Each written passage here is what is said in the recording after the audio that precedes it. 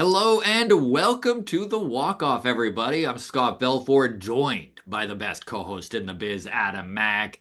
And it is Mailbag Day, and my goodness, what a bulky Vladimir Guerrero Jr. heavy mailbag we have today, as it should be. We had an emergency pod yesterday where Adam was busy, but I sat down and kind of broke down my feelings, my thoughts on the Vladimir Guerrero Jr. signing. And long story short, all excitement from this guy. Very excited that the man this team has had since he was 16 years old, a guy with all sorts of ties to Canada, a guy with all sorts of ties to the Blue Jays and being developed in-house, is now officially a Toronto Blue Jay for life. Obviously, excitement runs through the fan base, and so we are going to get into it. You can reach out to us. This is where we get our mail from, is Twitter at Walk Off Podcast, Instagram, the Walk Off Podcast, Blue Sky, the Walk Off Podcast. If you are a Patreon member, you automatically get your questions and comments in. It is the Patreon bump. With Patreon also comes instant access to all of our interviews, which we have a couple coming up. Hopefully, good friend of the show, Joel LaFlamme, can step in and give his thoughts on what's gone on over the offseason and with the big Vladdy signing. You know, he's going to be excited. We have Baseball Jen joining us tomorrow. That hopefully will be released to the public. If not Thursday, then Friday, and will be access availability to all Patreon members. And yeah, we're going to dive in here. Before doing so, Baseball Town. Little promotion here. We're 9 days away from the first Toronto Baseball Town of the year. So excited that there's going to be such a buzz around it too, with Vladdy signing. Everyone has been messaging me, get your tickets ASAP. Starting to think it's going to sell out, which is going to just be very, very cool. This is Comedy Bar on Bloor. Our guests are Blake Murphy and Julia Kreutz of Sportsnet. We have Mitch Bannon of Blue Jays Nation, formerly of Sports Illustrated. We have the boys from Blue Jays Today, and they're going to be going head to head. Adam versus Nick in a Blue Jays trivia winner take all competition, which is exciting. And then What's the prize? the What's the winner? prize is TBD. a boost to the ego, and yes, a DVD. That's right. Not a DVD. I said TBD. To be TBD, decided. yes, to be determined. There you go. All right, TBD. And then, as if that's not enough, we have two very, very funny Toronto A comedians. DVD, he says.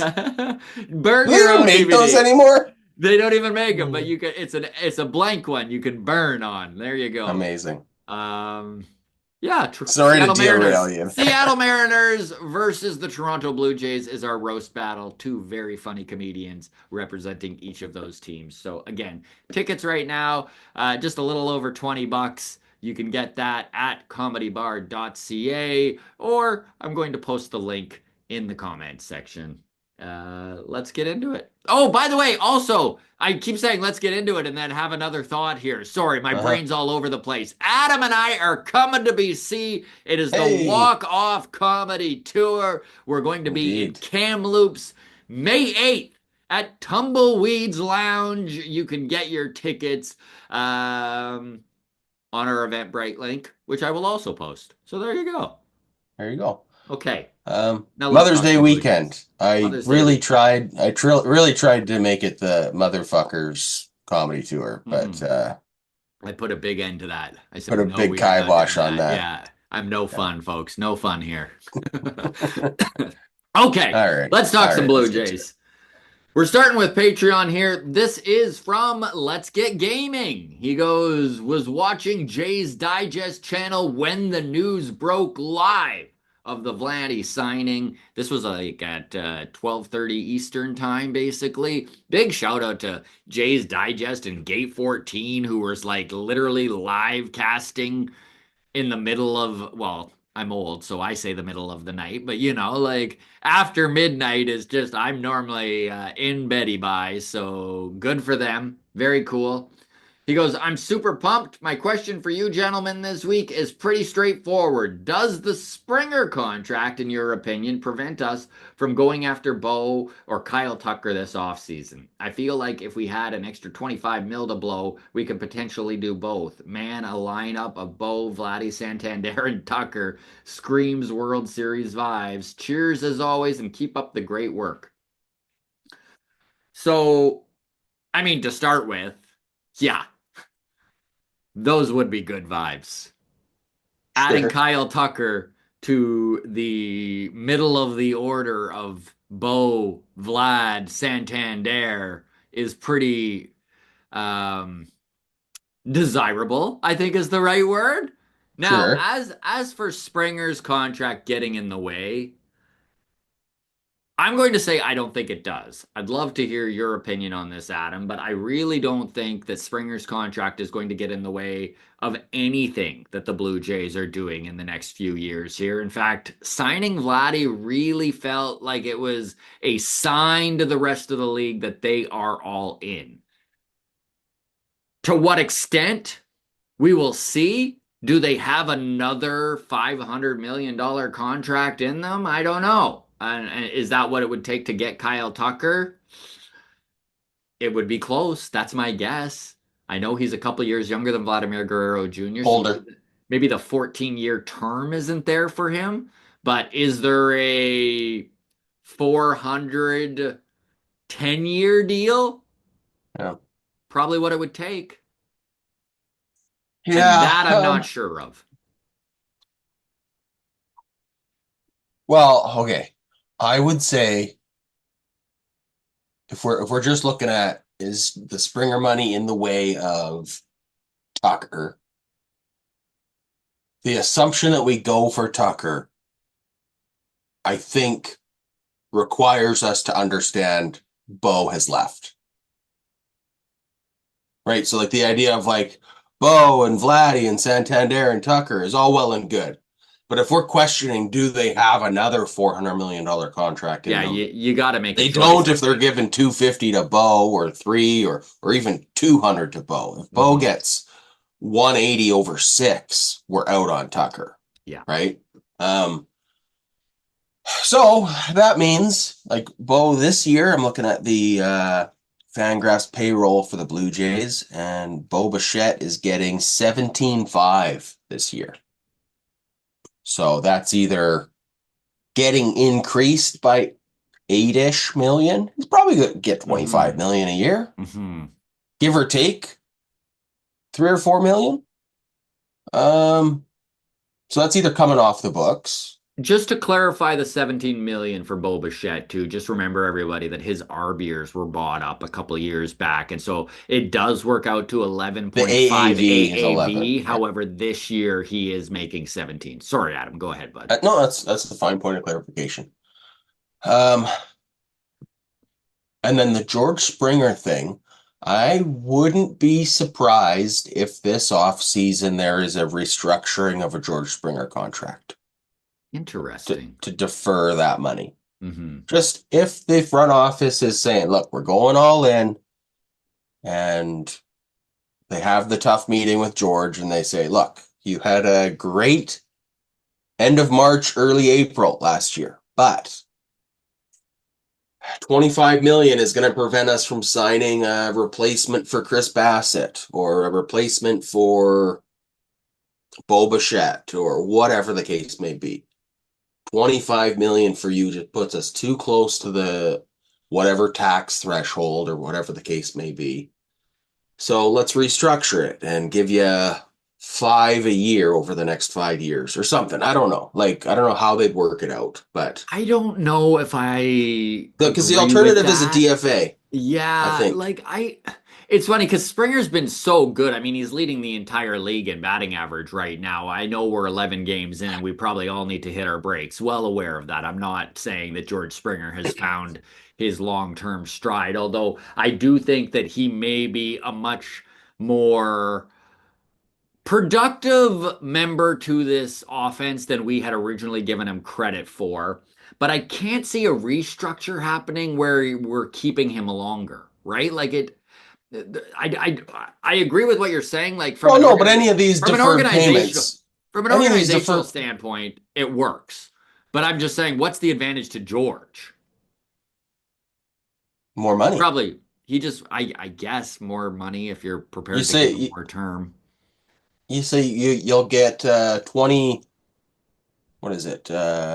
24 million in 2026, or we'll give you 28 million over the next, or whatever the number is, over the next 6 years, and you know Keep him till five he's of them are 41. deferred payments. I don't But know.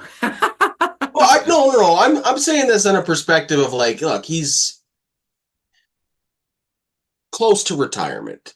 I Yes, don't think he's still playing for us for those final five deferred years. It's just right. like Shohei Ohtani signed a 20-year contract. He's not playing till he's 50, Scott, No, right? I agree. I'm saying I honestly don't think that money is going to be an issue.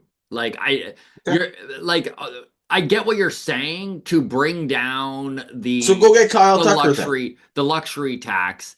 And maybe they will. I think one thing I do really agree about is that your point on Kyle Tucker or Bo. Like It's not both. there isn't a world where even if they do manage to Hmm. be allowed to spend until the cows come home. Even if they do manage to restructure George or they're allowed to just buy Whoever, him yeah. out or whatever, the George Springer money is being looked after. There's no way that this team gets both Bo Bichette and Kyle Tucker. I think Kyle Tucker's a long shot. So, I okay, before we start looking at like Kyle Tucker too closely, then yes, can we yes, just have the conversation about what this means for Bo, what the Vladdy deal means for Bo, and the implications there? absolutely.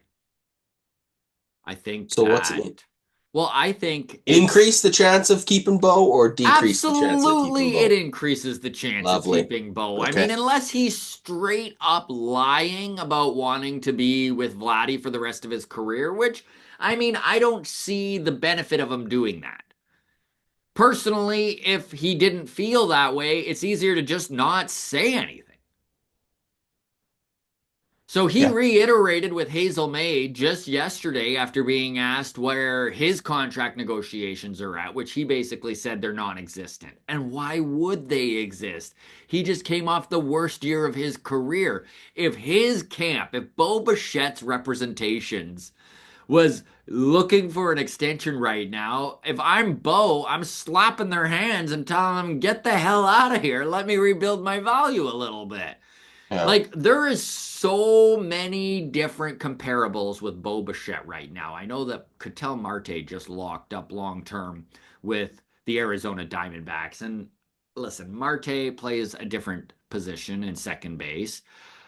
However, his wins above replacement, his ability to be the offensive engine of that Snakes lineup does put him in the same category as Bo when it comes to offensive drive. In fact, probably more consistent over the last few years because he didn't have a big dip year. He made, I think it's 6 years, 120 million, somewhere in that range, with an opt out in 2030. Is Bo Bichette closer to Trey Turner or Ketel Marte? I don't know what the market is going to perceive, but there's a pretty big difference, a pretty giant variance. Is he closer to Willie Adamas at 7, 8 years, 180 million? Or is he closer to Xander Bogarts, just under 300 million over 10 years? Again, I can't really answer that question, but it does raise a lot of question marks and it does muddy the waters for this man's upcoming free agency. And it's all kind of irrelevant if he doesn't have a huge turnaround year. So, just for perspective here, Ketel Marte, 6 years, 116 million. Um, Trey Turner, 11 years, 300 million. Both signing their deal at age 30. 30 for Trey Turner, Ketel Marte, 31. Okay. But yes. uh, 3, 4 years older. And age is the Age biggest matters. thing. Obviously, Age is age worth matters. so much more than skill level when at that level, right? Like, because we're Yes. already splitting hairs about a guy being, 2 percentage points better ability, right? Um, I don't know, man. It is going to be interesting. I do think that this Vladdy signing increases Toronto's ability to sign Bo Bichette. I don't know if it increases his wantingness to return or not because he's such an enigma. So I don't want to guess and whatever, right? What I will say is it's tough to argue that this deal, as big as it is, right? 500 million, as I'm doing Trump hands here, sorry, um, is a hometown discount. As much as it's a lot of money and there's no deferrals, he didn't squeeze us for close to six. Like, the reports were, unofficial as they may be, right? When David Ortiz is tampering and saying, hey, come to the Red Sox, and hey, Vladdy should be getting 585 or whatever, like, Let's talk the money for a second here because I okay, do think that there's a lot of people who are saying, what an overpay. This is a yeah, rip-off. This is going to sink the Blue Jays. But I truly do believe there's so many intangibles in this that it's really difficult to just judge it solely on the money. Number one, we've never had a player who has just been a Toronto Blue Jay their entire career, especially someone who is as talented as Vladimir Guerrero Jr., a generational type talent. And I know that we can sit here and argue over the definition of generational, but I do think Vladimir Guerrero Jr. is,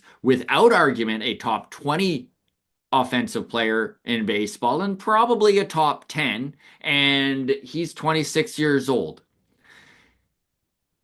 He has been developed by Toronto.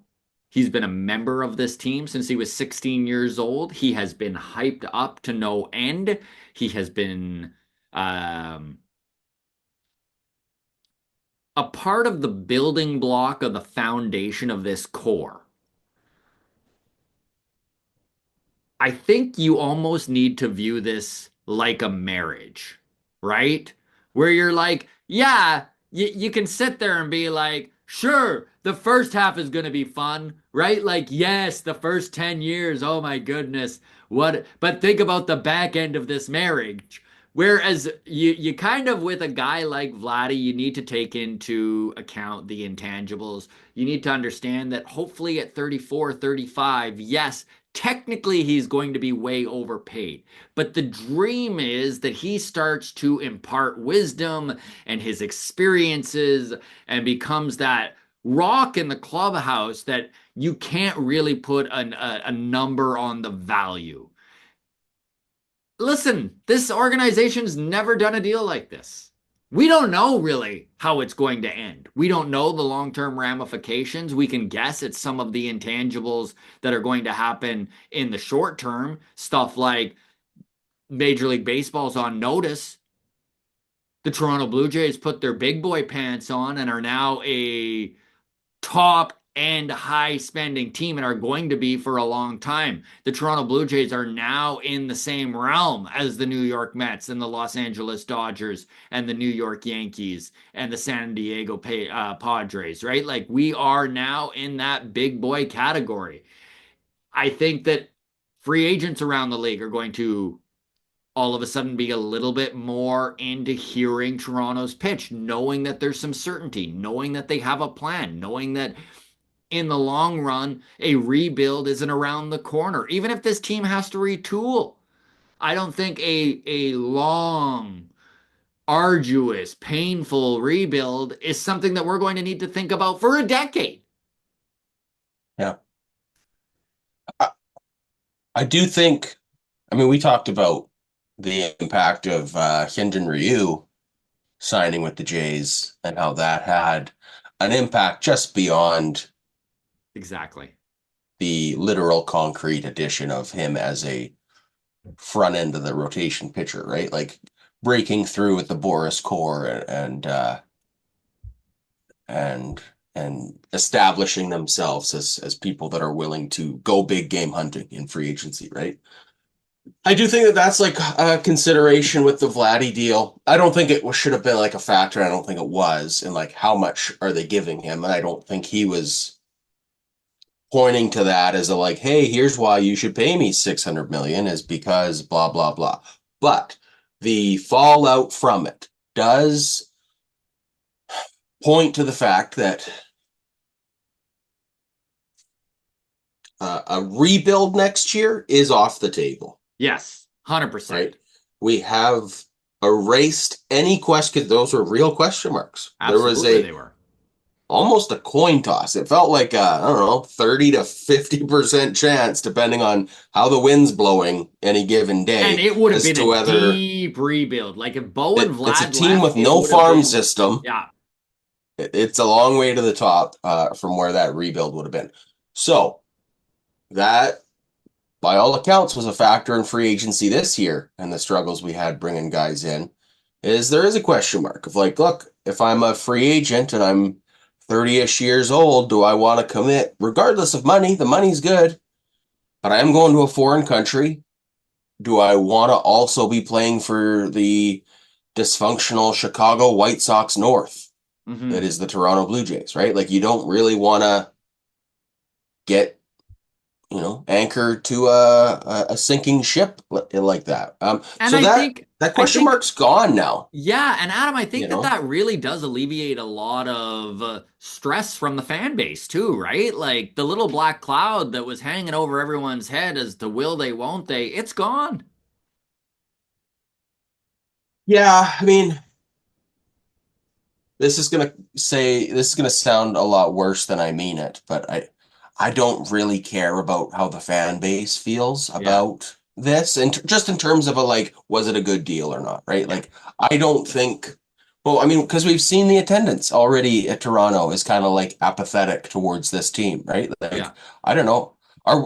We are on the road in Boston, and then continue on the road to Baltimore. April 14th, we're home to the Atlanta Braves. Yeah, That I is got I Monday, got my Tuesday, tickets. Wednesday. Do you think we see an uptick? I mean, it's going to be a tough evaluation because Monday, right? Monday, Tuesday, Wednesday. I think we do. I know I was looking at the tickets for the Mariners series and it's already picked They're that already day. overcharging us. That's nice of them. They're already overcharging again. So So, there might be, anyways, yeah, I think okay. I think Vladdy didn't take the maximum figure. We were looking at 40 million a year over the rest of his career. Is kind of what it felt like he was wanting. So he came down a lot. Like he no shaved, deferrals and term were big to him, obviously. and that's advantage Vladdy, right? Because that's Yeah, today's dollars versus, whatever. Like, it's the reason Shohei's contract is technically worth less than Vladdy's, even though it's a higher dollar figure, right? Because 680 million of that doesn't pay out until 11 years from now. Um, but here's one thing for the Jays: no opt outs. yeah.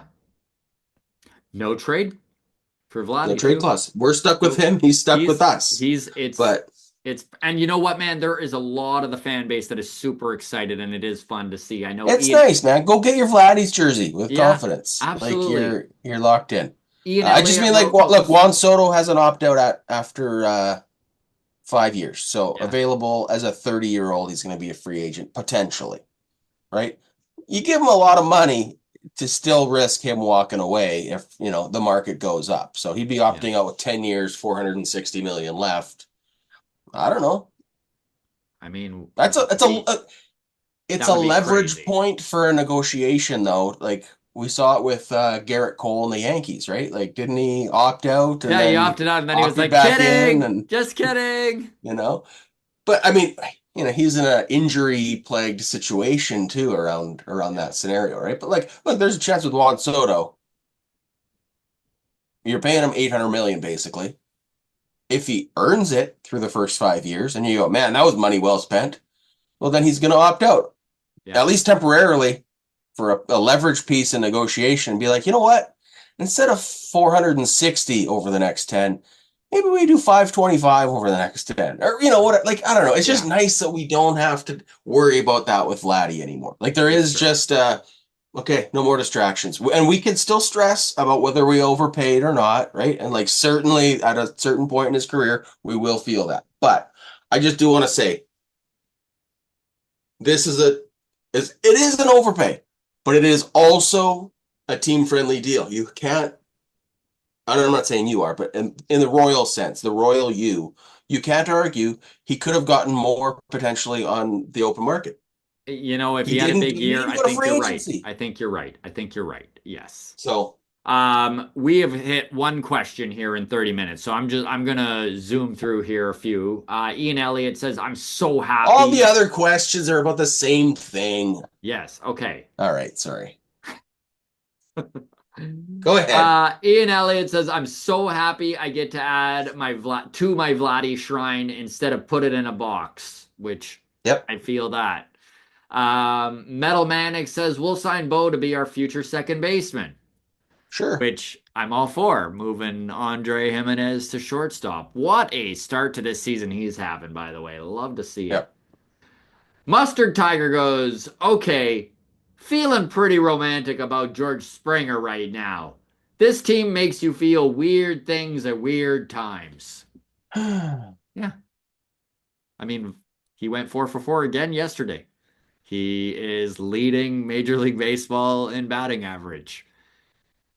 I don't think anyone would have guessed after 11 games that that would be where George Springer is at. Good on him. Yep. Toronto Jeff wrote in on Blue Sky, which is at the Walk Off Podcast. He goes, "Is Bowden Francis a free agent after this year?" So great news here, Jeff. Not only is he not a free agent, He'll he's never be a free agent. he's not even ARB eligible until 2027. He's a free agent in 2030 at 35 35 years years old. old. So Bowden Francis, long-term Blue Jay. Trevor of Patreon writes in, "I guess the answer to would Shapiro bring up the possibility of Vladdy signing if it wasn't happening is answered. No deferrals. I think this is an obscene amount of money that will not look great after the first 6 to 10 years. It's a lot to unpack. I'm very glad, but in a mixed way. So many years of watching pro baseball gives me a long runway of perspective. This is the start of something, hopefully. But on the other hand, it's a lot of chips pushed in. If he is 2022 and 2023 Vlad a lot, it will be a net negative given cost taking away from other options. 2021, 2024 Vlad, maybe we're flying flags. There's a lot of people who this meant the world to. Longtime Patreon and group. Oh, sorry. This is just something I wrote. Yeah, so that's the end of Trev there. And he pretty much summed up everything that we were saying, right? Like, in the end, this is a good thing. This is something Toronto had to do. They have eliminated all the uncertainty that was hanging over this organization. I think it also signals, which we can get into a little bit more as we dive into the public side of stuff here, but I think it does signify that Mark Shapiro is here long term. It may even signify that Ross Atkins is here long term, and it may even signify that John Schneider is entrenched long term. Would love to hear the grounds crew's thoughts on this. Where are you at on this front office, everybody? Where are you at on John Schneider as the manager? Do you think that this deal in any way kind of signifies that the ownership group and Rogers Communication is happy with the front office, happy with the manager position, and that short term, anyways, these are our guys? Let us know. And then I will wrap up the Patreon here with, because we had so many Patreon members, and I know that you automatically get in if you're a Patreon member, but a lot of you are just saying the same stuff, so I kind of picked the I the think that's ones here. reasonable. Yeah. So there's a lot of people who this meant the world to, like longtime Patreon and grounds crew members. I know Mish Beer was freaking basically crying tears of joy while she wrote. So, Hmm. in fact, many people reached out truly emotional. So very cool to see a guy that is that tied into the community get signed long term. Very cool. So we're gonna go to Twitter here. Mike sent us a message. He goes, "I don't know what to say. I thought I was past caring about this Vladdy stuff until it dropped. I'm shamelessly emotional. I don't care what the number is. They've given us someone to cheer for, someone to support, someone who's truly ours. Right now, at least, it seems like the money is the least valuable thing. Now, all he needs to do is hit some more home runs." Mm-hmm. Call Me Sweeps DM'd us on Twitter. He goes, "Does George Springer's success to start the season warrant him moving up in the lineup? Does it justify where he is?" Now, Adam, it's kind of funny because I was asked a similar question about a week ago, and I said, you move him nowhere. You keep him right where he is. Things are Mm-hmm. working, things are clicking. Don't change things that are working. Now that we're 2 weeks in, we've seen the top of this order struggle mightily. Do you move George Springer up? Well, he was moved up one spot. He leapfrogged Kirky Yes, into the 5 hole. into the 5 hole. Is there a world Um, where you would like to see him leading off again? no, Okay. no. I wouldn't move him up. What I might do though, what I would be open to, is moving everybody else down. So if he ends up in the one spot because everybody else got moved down, right?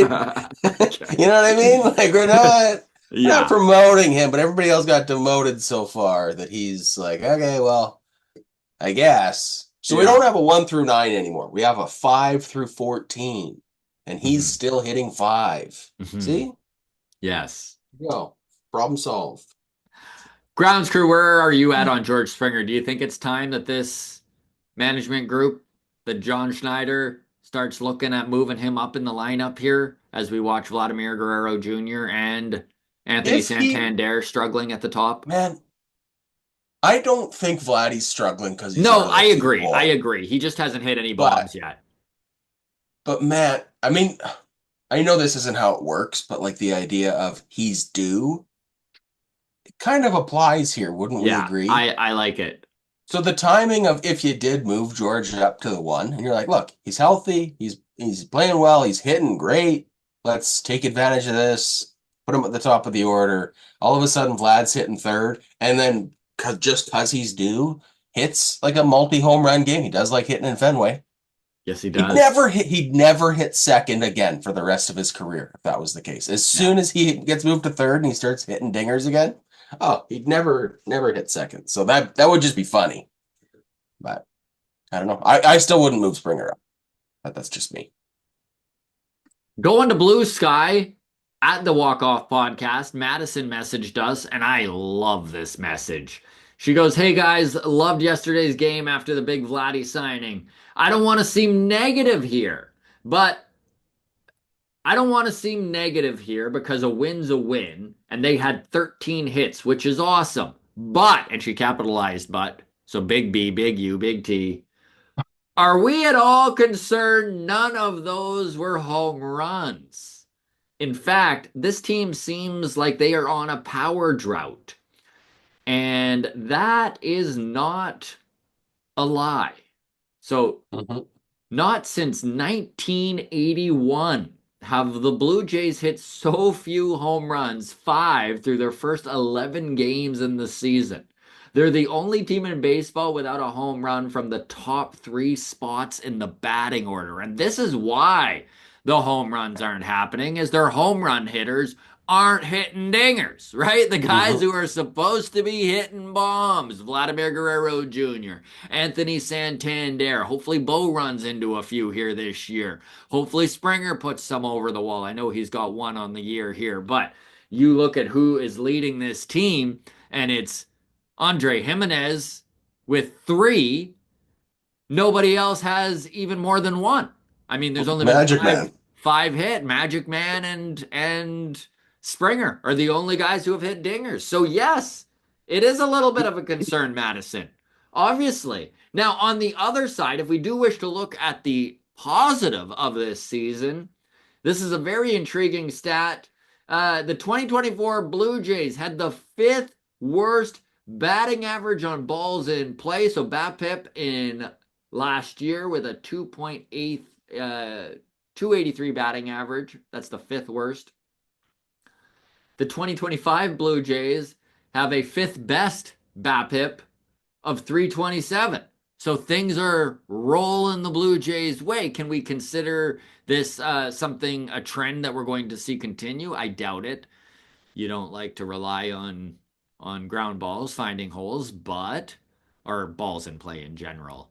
Like the long you can't catch a dinger.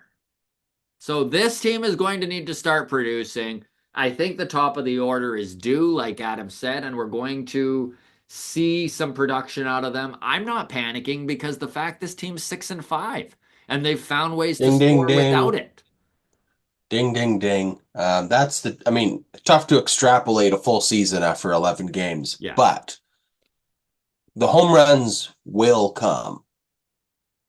As of today, with a 545 win percentage, we're on pace for a 88 win season, which Should by be good last enough. year's Yes. metrics would have been a wild card spot. Yes. 86 wins got you into the playoffs last season. So again, if we're on pace for an 88 win season with such a power outage at the top of the order, I think that's encouraging.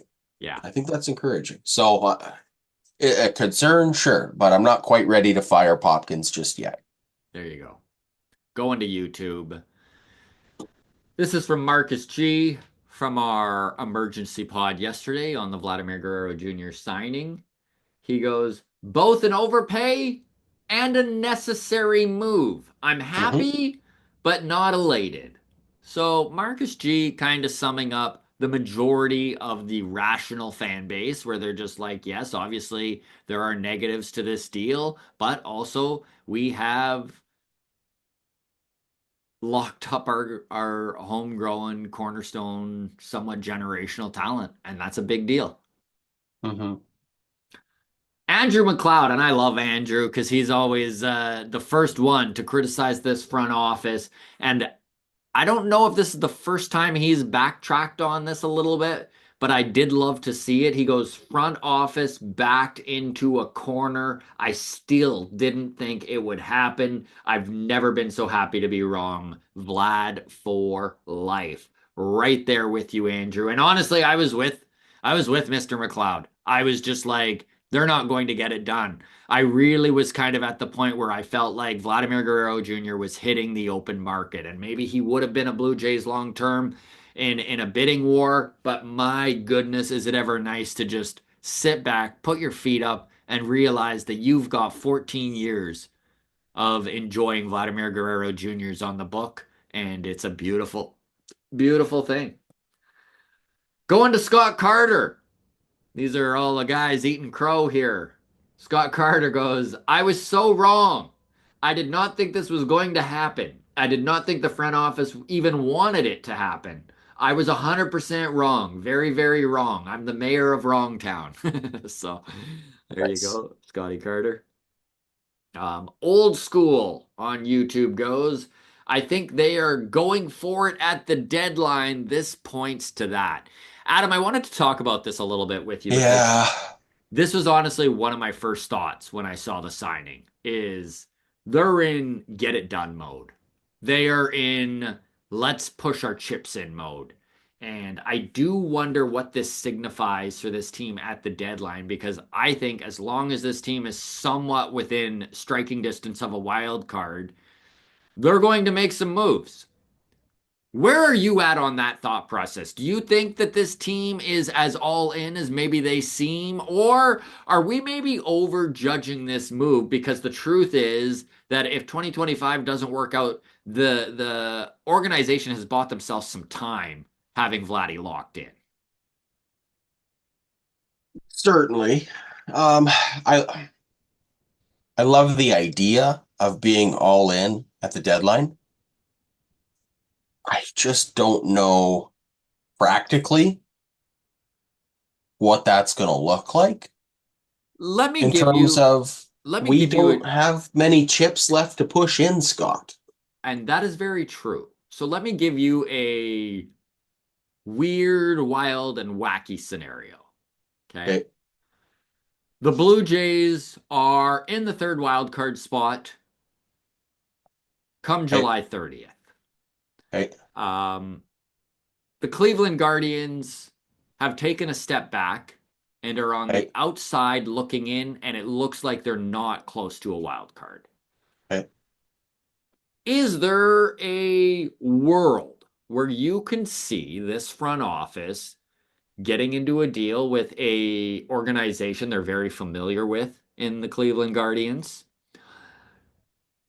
and an organization that has a history of unloading their most valuable players as they are about to decline? And I'm talking about Jose Ramirez. Obviously, the biggest hole in this Toronto Blue Jays roster is probably the hot corner. And I say that loving Ernie Clement. All right. I'm a big Clement guy. I just think that he is far more suited as our utility guy, moving around the infield, kind of You know filling how in. we've been using him a lot lately? It's just been as a eighth inning closer defensively. And this is why we're Right. seeing Will Wagner get so many reps Will at third Wagner base, is that they gets his need a fourth guy at who's bat hitting of the there. day.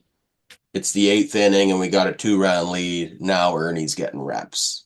I like So the way they're using him, but you're I right. That I do does too. point to So we've let's say there is a scenario. Jose Ramirez under contract for 3 more years, by the way. Um, 32 years old today. He'll be 32 years 33 old. this summer. Yep. Is there a scenario where you see this front office maybe move, and I mean, it would take an Arjun Namala type, but move one of the few top prospects this organization has. Again, this farm system is ranked, I think, 27th overall or 26th 27. overall. It is Yeah, pretty 27. it's pretty low on the food chain. Can you see, and maybe there's a reason with it being such a bad farm system, how much worse can it get? Like maybe it's not a bad move to move somebody like that and go for it, but I just want your thoughts on it. And grounds crew, feel free to chime in here. Is there a world where you can see, and I'm this is a total far-fetched example, but I'm just using Jose Ramirez as Yeah, no, the it's type a of good it's a good one. the type of quality player that would take to put this team to the next level, and it would be a big bat, it would be a proven guy like J Ram. Is there a world you can see that being the case? Is this team at a put its chips in level of that ilk? 3 more years of Jose Ramirez or someone equivalent to that. Yeah, I mean the window on Vladdy being 14 years, the first five are definitely a lot more good Yeah. for competing than the last five. So yeah, I mean I don't know what Arjun Ambala's value is, if that would even get it done for a J Ram. I mean, for me, if that's what the deal is, whatever, you throw in Arjun Amala and then a couple like equalizers or whatever. But if those are the two big names involved, I mean, yeah, fuck, let's do that. Do Yeah. that in a heartbeat. I just think that if Jose Ramirez or a guy like that, whatever, is being shopped at the deadline, there's going to be other suitors ranked 26 through 1 in the farm rankings who are going to be able to put together a much better package than we are. Like, Mhm. shy of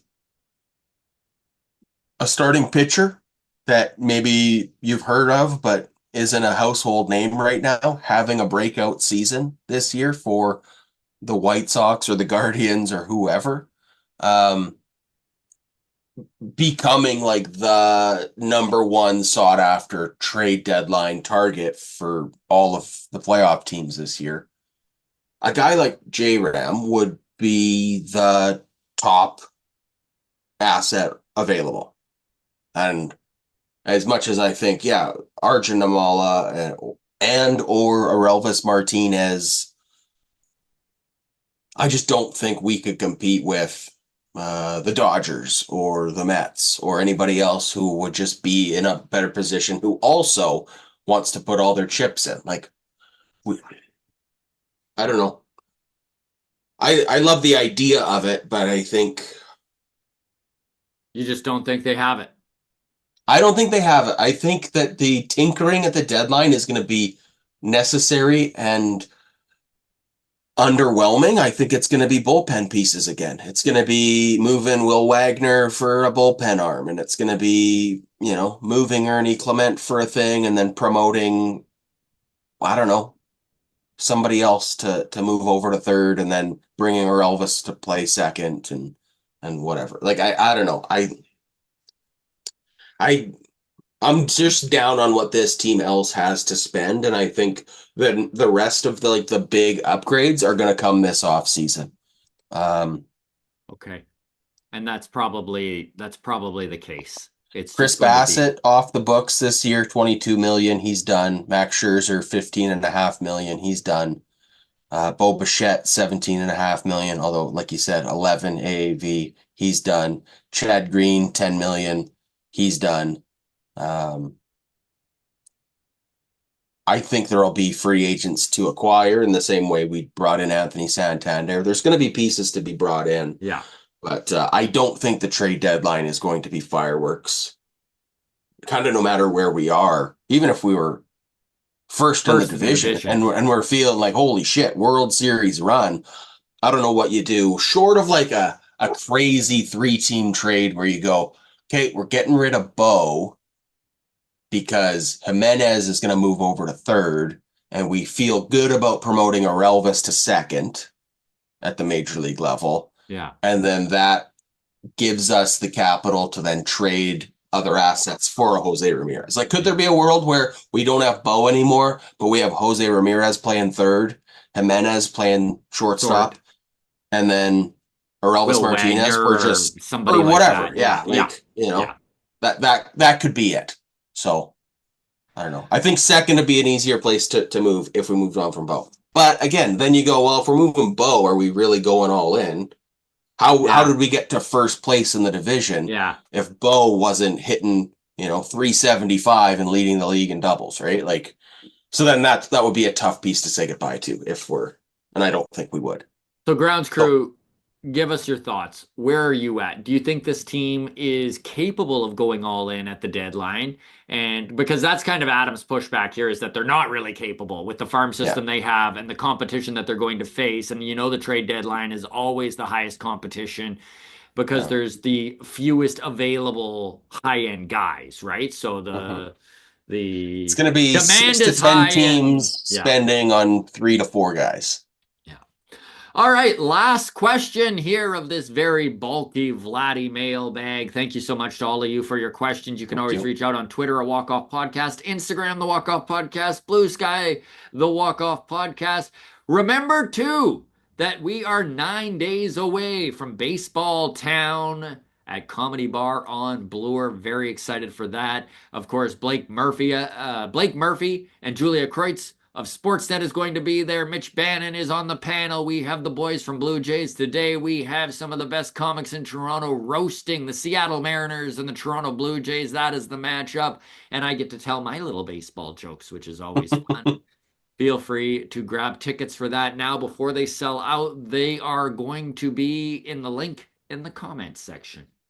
Ending on this, BC Blizzard says the weekend series with the Mets was giving me deja vu from much of last year. Can't put it all on Vlad, but we haven't seen him or Santander do much damage yet this season. Hopefully, the signing will be a morale lift for everyone and inspire new enthusiasm. I think that that's a really good point that maybe we haven't touched on in this show, which is there is a big weight that has been lifted off of Vladimir Guerrero Jr.'s shoulders. I mean, let's face it, he talked all offseason how he doesn't want to be a distraction.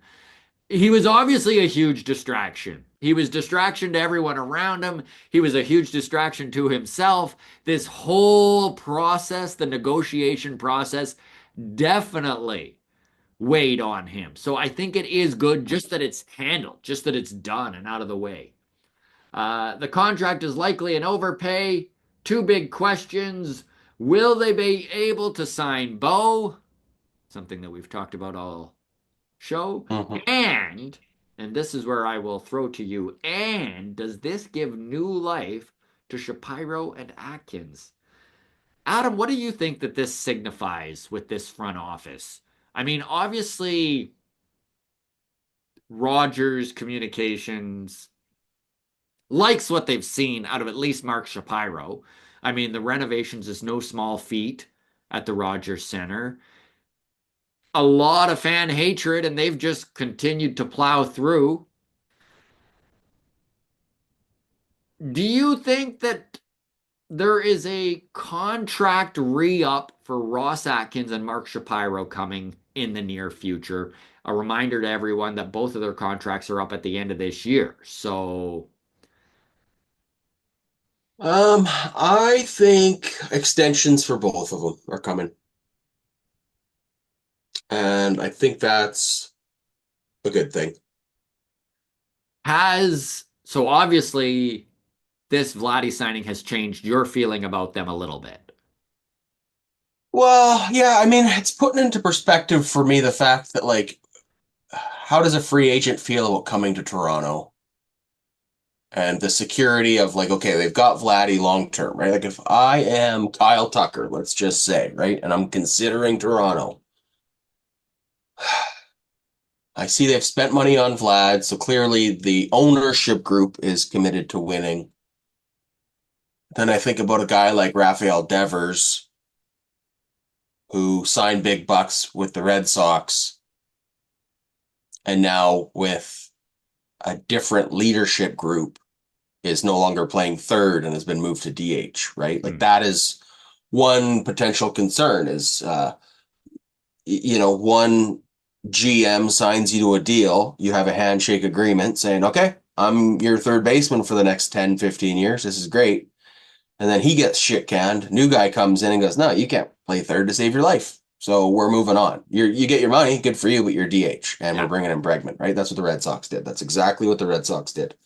There's a concern of that happening with the Blue Jays front office. Like, it's just would be a factor for a free agent to consider of, like, okay, well, they signed Vlad, that's good, but also, Yeah. like, any, like, unofficial understandings that I might have with Ross Atkins mean basically nothing because he's gone Mm-hmm. right away. So, like, I do think the idea of giving him, a 3, 4, 5 year extension or whatever the case may be, might be a tough pill to swallow for people that aren't super thrilled with him, but I think would be a benefit. You're going to hate where I'm going with this. Continuity is a competitive advantage. Oh, Did I Adam. just come full circle on this fucking Yeah. front office? I Yeah. think I kind of did, and I Yeah. hate it, but I think I did. So, last question from my brain to you. Okay. Okay. Do you think Atkins and Shapiro are still tied at the hip? Do you think that there is still that Yeah. they're a package deal, or do you think that there is a world where Rogers will be able to separate uh, the baby from the bathwater being Mark Shapiro in this weird metaphor? I like it. That makes Atkins the baby. Without you having to have said that, which is with me explaining that and connecting the dots. Um, yeah, well, I think for sure Shapiro wants. If Shapiro's getting an extension, I think part of his extension would be, well, Ross Atkins is my right-hand man. We're bringing him back. If for no other reason than it's an easy scapegoat if shit goes fucking south, You know what? That's not right? a bad train of They thought. missed the playoffs barely this year, and then next year we're a 75 win team again. Shapiro goes, all right, Atkins, we tried, buddy. I tried. You're done. Yeah. It wasn't my fault. It was his. He was bringing us down. Now give me another 4 years to figure it out. Yes. So yeah, I Listen, think it's I a think saying as that's old as time. Sometimes you got to give your general manager 12 years to get things right, and if they don't, you move on. yes, indeed. It's vintage baseball theory right there. This has been Mailbag. Thank you so much to all of you who reached out. We will see you on Friday. We do have Baseball Jen joining us, so our Friday episode might be out on Thursday. We'll see how things roll here. Perfect. If you are an Ottawa listener, I'm playing Stray Dog Brewing in Ottawa. It's actually in Orleans, just the suburbs of Ottawa, if you will. So Nice. yeah, come check it out. It should be fun. That's Friday. It's at Stray Dog Brewing at 8 p.m. and it is going to be a fun show. So come on out. On Nice. that, take care, everybody. We'll see you on Thursday or Friday. See Cheers. you soon.